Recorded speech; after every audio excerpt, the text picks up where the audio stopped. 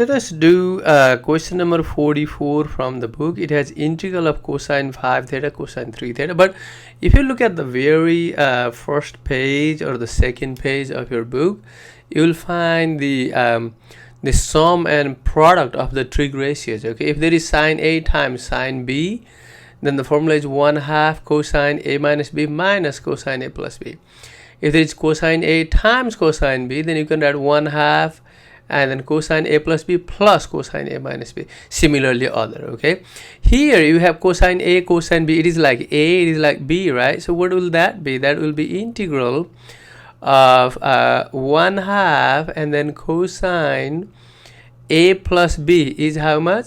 5 theta plus 3 theta will be 8 theta, right? And then plus cosine A minus B will be 2 theta. And then d theta, you see that? So it is like, this is like A, this is like B, right? So A plus B is 8 theta, right? I'm using that formula. And then A minus B is just 3 theta, okay? So what you get there, then you can pull that 1/2 out, and integral of cosine 8 theta plus cosine 2 theta and then d theta, right? That's what you get.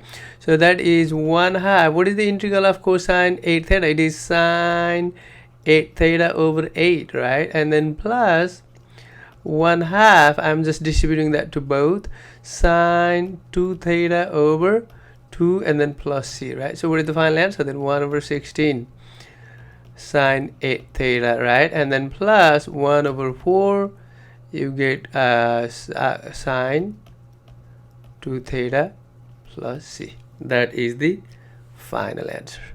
Okay guys, so the next problem I want to do is question number 48 that has both sine. Okay, so how about question number 48 then? Let me do it here. Question number 48. Question number 48 has sine 5x and then sine 4x dx. Okay, so it has integral sine 5x times sine 4x and then dx. Okay, so again, if there is a product of sine, you need to use the first formula, right?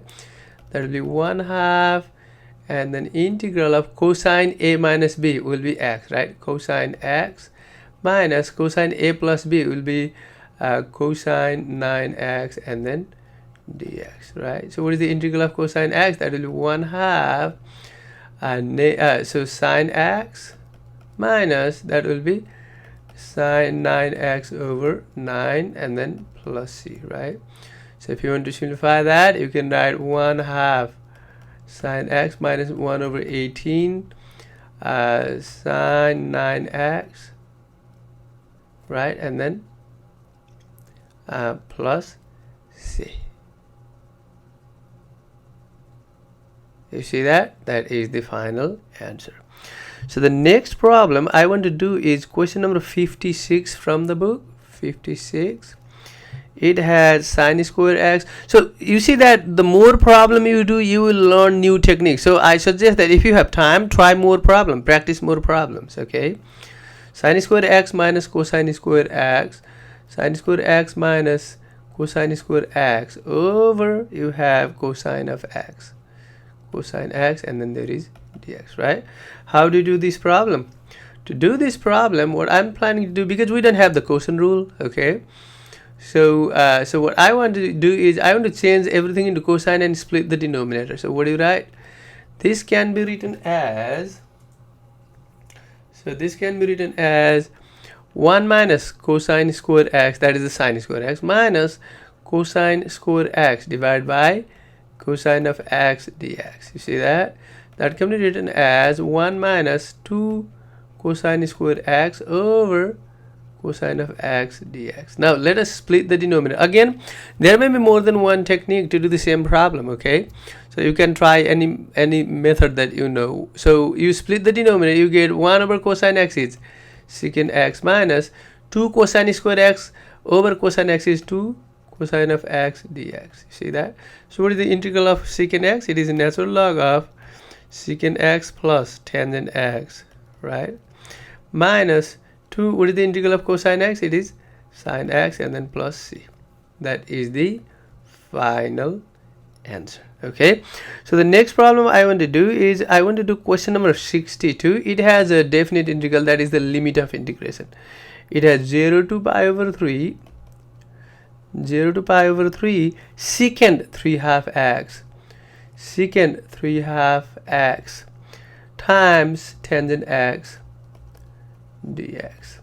So you see that whenever you have a fractional exponent, then you will have to set up that trig ratio equals to u. That's what we will do, okay, here. But before that, if you set like secant x equals to u, then the derivative will be secant x tangent x will be du, right? So how do I write this? You can write 0 to pi over 3, right? And then you can write secant 1/2 x times secant x tangent x dx. What did I do here is, because this is 3/2 is same as 1 plus 1/2, right? So and then I just wrote 1/2 x and then secant to the 1x. You can separate that way because that is the exponent, okay? Now what you do is set secant x equals to u, then secant x times tangent x dx will be du, right? So that thing will be du. So basically, and then how about the limit though? If you set the x equals to 0, then you will get secant 0. So you will be, when x equals to 0, then u will be 1, right? Because when you set x equals 0, you will get secant 0. Secant 0 is 1 over cosine 0, because cosine 0 is 1, so that will be 1. When x equals to pi over 3, then u will be secant pi over 3. Secant pi over 3 is 1 over cosine pi over 3, right? Pi over 3 is 60 degrees, so it will be 2. Because cosine pi over 3 is 1/2. So secant is 1 over cosine pi over 3, that will be 2. So what is the integral? Then the I can be written as, you can write 1 to 2, right? And then u to the 1/2 du, right? So what is the integral of u to the 1/2? Then you can write u to the 1/2 plus 1 over 1/2 plus 1, right? But the limit is 1 through 2. So that will be how much? It is 3/2, so 2 over 3 times u to the 3/2, right? If this 3/2 was in the denominator, so I put in the numerator, so that will be 2/3. And then again the limit is 1 to 2. What do you get? 2/3. Let us plug in 2. 2 to the 3/2 minus 1 to the 3/2, right? So how much you get? 2/3. 2 to the 3/2 and then minus 1, right? So if you want to write down like square root format, then you can write 2 to the 3/2 is 2 square root of 2. So you can write like 2 over 3 and then 2 square root of 2 minus 1. You can write like that. That is the final answer. Okay guys, so next is I am going to do question number 75. That is, you want to find out the volume of revolution. Okay, volume of a solid obtained by revolving a trig function. Okay, number 75 from section 8.3 is, it is asking find the volume of revolution of region y equals to tangent x and y equals to 0, x equals to negative pi over 4 and x equals to pi over 4. That is the region, okay, and then revolving around x-axis. So if you draw the graph of this y equals to tangent x between negative pi over 4 and positive pi over 4, the graph will look like this. You see that there is negative pi over 4, right, and there is positive pi over 4. So if you draw the graph, then the graph will look like this. The graph will look like that. That will be 1, and then that. So that will be positive 1. That will be negative 1. Okay, and then so this line, and then that line. Okay, you want to revolve this around x-axis. How that look like? If you revolve this around x-axis, then it will look like on the right part, it will look like this, right? That will be the region that you will get, right? And on the left part, similarly, you will get like that, a solid, right? That's what you'll see. So on the left side and right side, you will get the similar or the same picture or same solid. So what you can do is, instead of finding the two regions separately, you can find the volume of the right side region and then multiply by 2 to get the whole region, right? So what is the formula to find out the volume of revolution? It is V equals to A to B pi and then radius square, right? And then dx. But what is the radius of the disk? If you use the disk method, let me pick one disk here. If you pick the disk method, what is the radius of the disk? That is basically, that is the radius, right? What is that? That is y coordinate of this point, right? So what is this curve? It is y equals to tangent x. So y equals tangent. So y is the radius. So that radius, you can write that as, so this is like 0, this is pi over 4. You can write pi and then 0 to pi over 4 and then tangent square x and then dx. That's what you can write. You see that? So but this is only for that right side. But if you want to find the total volume of the left side and right side, you can multiply by 2. That means since the left side and the right side have the same solid in the two sides, so instead of finding that volume of the left solid and right solid different like two separate ways or separately, then you can find the volume of the right side and multiply by 2. That's what I'm doing here. Okay guys, so that will be 2 pi.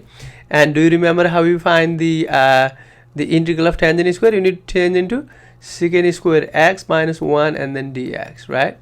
So 2 pi, what is the integral of secant square? It is tangent x minus, what is the integral of x? It is 1, that is x, right? And then the limits are 0 to pi over 4. Okay guys, so now let us plug in that. So if you plug in pi over 4, tangent pi over 4 is 1 minus pi over 4, 1 minus pi over 4.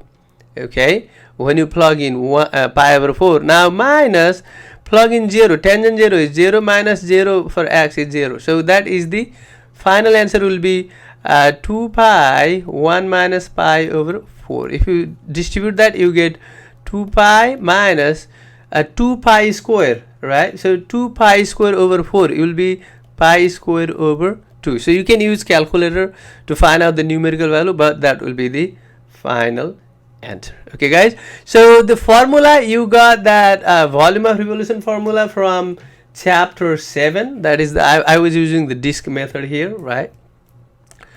Disk method.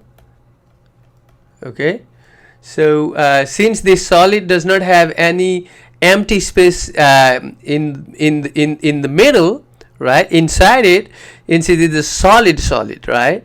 So that you to find out the radius will be anything above from the center, right, or the distance from the center to the surface of the solid. But if there was a gap in the middle, then that will be, you do the upper radius square minus the lower radius square to find out the volume of the middle, but you don't have to do for this problem. Okay guys, so that's it for section 8.3. all right, thank you.